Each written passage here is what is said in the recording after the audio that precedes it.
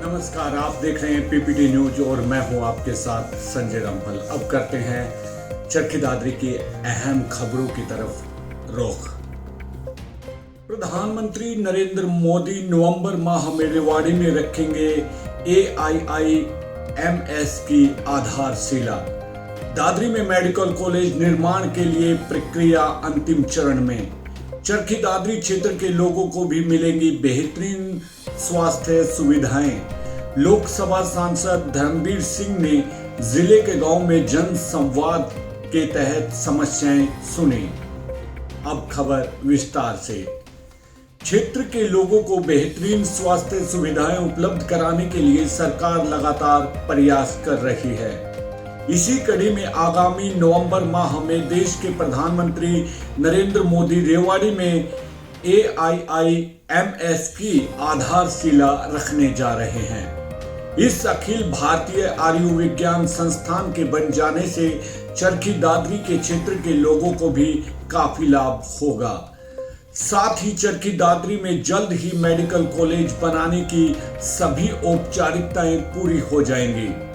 लोकसभा सांसद धर्मवीर सिंह ने जिले के विभिन्न गांवों में आयोजित जन संवाद कार्यक्रमों के दौरान लोगों को संबोधित करते हुए ये बात कही। उन्होंने कहा कि किसी भी क्षेत्र के लोगों के लिए बेहतर स्वास्थ्य सुविधाएं अहम होती हैं। केंद्र व प्रदेश सरकार इसी सोच के साथ काम कर रही है और लोगों के लिए स्वास्थ्य सेवाओं का विस्तार किया जा रहा है।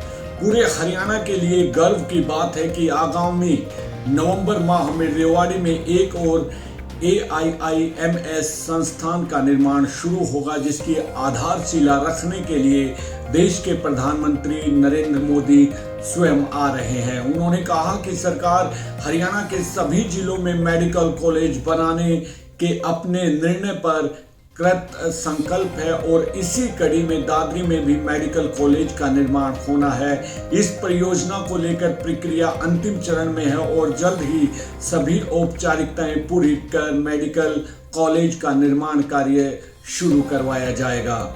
उन्होंने कहा कि प्रदेश में खेती करने वालों की संख्या अधिक है। ऐसे में सरकार की ओर से पिछले काफी समय से खेती लागत को कम करके आमदनी बढ़ाने की कोशिश की जा रही है।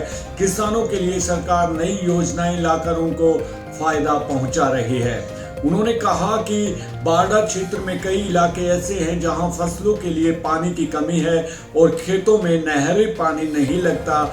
ऐसे में किसानों को पानी उपलब्ध कराने के लिए सरकार की ओर से MI काड़ा विभाग के माध्यम से योजना चलाई जा रही है, जिसके तहत कम से कम 12.5 एकड़ जमीन को पानी उपलब्ध कराने के लिए किसान आवेदन कर सकते हैं। सांसद ने बताया कि ग्रामीण क्षेत्र की समस्याओं के समाधान के लिए भी लगातार प्रयास किए जा रहे हैं और इन जन संवाद कार्यक्रमों के द्वारा गांव की समस्याओं के समाधान की मौके पर ही कोशिश की जा रही है। मौके पर समाधान नहीं हो सकने वाले कुछ ऐसे मामले भी कार्यक्रमों में सामने आ रहे हैं, जिनके समाधान के लिए जल्द ही मुख्यालय को लिखा जाएगा और उनका समाधान करवाया जाएगा। ग्रामीण अपने गांव के विकास के लिए सुझाव भी इन कार्यक्रमों में दे सकते हैं।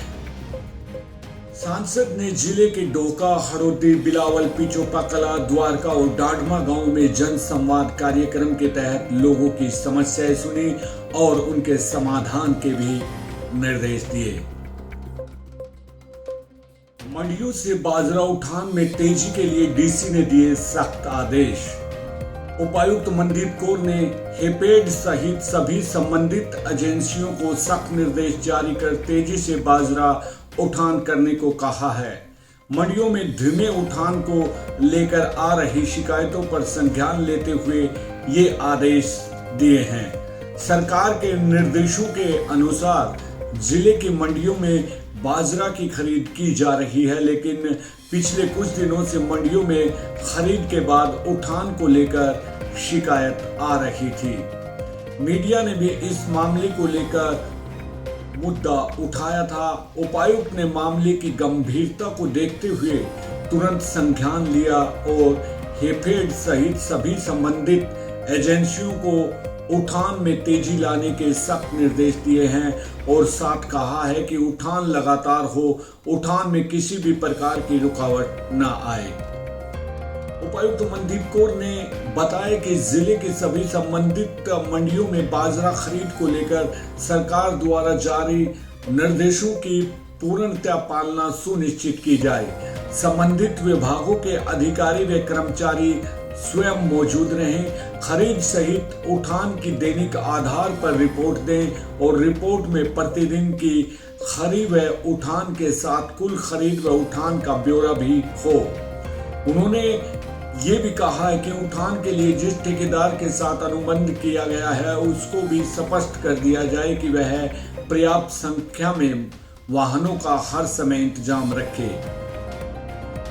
जिला विविध सेवाएं प्राधिकरण ने लगवाया चिकित्सा शिविर। जिला विविध सेवाएं प्राधिकरण की ओर से सामाजिक जिम्मेदारी के तौर पर दिव्यांग लोगों के लिए चिकित्सा शिविर का आयोजन किया गया।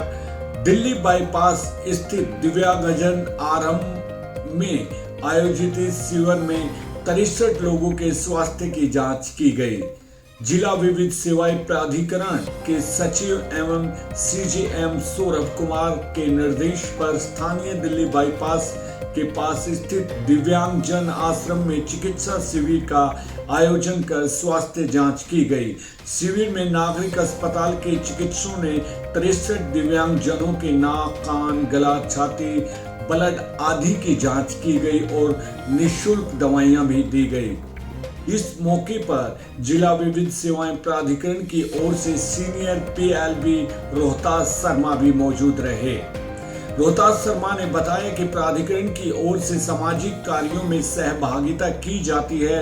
इनके जरिए दिव्यांग नागरिकों के स्वास्थ्य जांच व उनके अन्य सुविधाओं में सहयोग प्रमुख रहता है। शिविर में डॉक्टर उदयवान शर्मा ने दिव्यांग जनों को समझाया कि अधिक तीखा, मसालेदार, तला भुना भोजन न खाएं, बल्कि हरी सब्जी, फल व अन्य ताजा पदार्थों का सेवन करें। कुछ देर भोजन के उपरांत टहलना स्वास्थ्यवर्धक है। वोटर लिस्ट को लेकर 17 अक्टूबर से दर्ज होंगे दावे तथा आपत्तियां। 1 अक्टूबर से 9 दिसंबर तक नए वोट बनवाने वालों को मिलेंगे इनाम। 5 जनवरी 2024 को होगा मतदाता सूची का अंतिम प्रकाशन। अब खबर विस्तार से। मतदाता सूचियों के विशेष पुनरीक्षण अभियान के तहत आगामी 17 अक्टूबर से दावे व आपत्तियां दर्ज करवाए जा सकेंगे। भारत निर्वाचन आयोग के निर्देशानुसार 1 जनवरी 2024 को आधार तिथि मानकर जिले में मतदाता सूचियों का विशेष संक्षिप्त पुनरीक्षण अभियान का कार्यक्रम जारी किया गया है। इस दौरान अक्टूबर से 9 दिसंबर तक नए वोट बनाने वाले मतदाताओं के डरा के आधार पर इनाम भी दिए जाएंगे। जिला निर्वाचन अधिकारी एवं उपायुक्त मनदीप कौर ने कहा कि मतदाता सूचियों की पुनरीक्षण अभियान के तहत आगामी 17 अक्टूबर से 30 नवंबर तक दावे तथा आपत्तियों की प्राप्त की जाएगी। नागरिकों की सुविधा के लिए निर्वाचन आयोग द्वारा 21 व 22 अक्टूबर 2023 तथा 4 व 5 नवंबर को सभी बूथ लेवल अधिकारी BLO अपने अपने मतदान केंद्रों पर सुबह 9 से साढ़े 5 बजे तक उपस्थित रहकर फॉर्म प्राप्त करेंगे। उन्होंने बताया कि 26 दिसंबर तक दावे व आपत्तियों का निपटान करने के उपरांत 5 जनवरी 2024 को मतदाता सूची का अंतिम प्रकाशन कर दिया जाएगा। कोई भी व्यक्ति जिसकी आयु 1 जनवरी 2024 को 18 वर्ष या इससे अधिक होगी वह फॉर्म नंबर 6 भरकर संबंधित BLO या जिला निर्वाचन कार्यालय में जमा करवा सकता है। इसके अलावा NRI मतदाता वोट बनवाने के लिए फॉर्म नंबर 6A आधार से वोटर कार्ड लिंक करने के लिए फॉर्म 6B मतदाता द्वारा अपनी वोट कटवाने के लिए फॉर्म नंबर 7 तथा बनी हुई वोट में शुद्धि के लिए फॉर्म नंबर 8 भरकर जमा करवाना होगा। ये सभी कार्य ऑनलाइन भी किए जा सकते हैं। इसके लिए वोटर्स ECI.gov.in पोर्टल या वोटर हेल्पलाइन मोबाइल ऐप का भी इस्तेमाल किया जा सकता है। निर्वाचन आयोग के निर्णय के अनुसार 1 अक्टूबर से 9 दिसंबर तक वोट बनवाने वालों को 5 जनवरी 2024 को प्रकाशित मतदाता सूची से ड्रॉ निकालकर लैपटॉप, स्मार्टफोन, पेन ड्राइव आदि दिए जाएंगे। नए वोट बनवाने वाले मतदाताओं को 3 लैपटॉप, 2 स्मार्टफोन तथा 100 पेन ड्राइव उपहार में दिए जाएंगे। दोस्तों, आप देख रहे थे पीपीटी न्यूज। अगर आपको हमारा चैनल अच्छा लगता है दोस्तों तो सब्सक्राइब करना ना भूलें। फिर मिलते हैं हम बेहतरीन और अहम खबरों के साथ। तब तक संजय रामपाल को दीजिए इजाजत। नमस्कार।